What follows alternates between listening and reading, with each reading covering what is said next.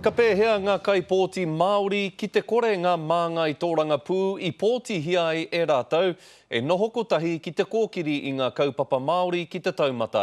Hei tā he nare kingi a mātanga tōranga pū, kua whati ke te tuara o te whakaitanga I Wainganui I te ropu tōranga pū Māori me mana. Me te aha, e kore Aomori e hokia. Mo te wā tuatahi kei te aronga kaipōti, kia rua ke ngā pāti tōrangapū kaupapa Māori. Whakapanaunga, tuatahi. Pēhea nei te āhua tā rātou whakawhiti whakaaro mo tērā whanaungatanga. Koinei te āki a Henare Kingi. Rua te kautau neke atu ia e mātaki ana I ngā taniwha o te ao tōrangapū. Hei tāna nā te kino o te whiu kōrero me te tipu haere o te āhua takitahi, kua mimiti haere te kaupapa. Then they shit all over us. Tau e tū mai, ka ki mai, he rangatireia, me koe rā tērā kotana reo.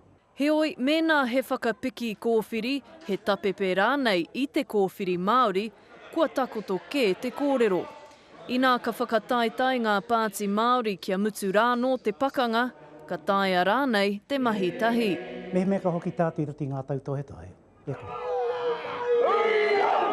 Nā te pōti whirirua I kahake ngā reo o ngā pāti iti, pēnei a Māori me mana. Koinā hoki te kōwhiringa ka whakatakoto ki mua I ngā kaipōti, hei te marama o whiringa ānuku. Ma te iwi te whakaaro I tēnei wā.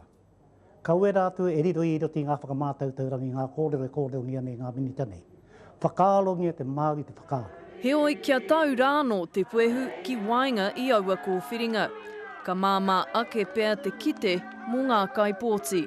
Jasmine Pearson, Te Kare.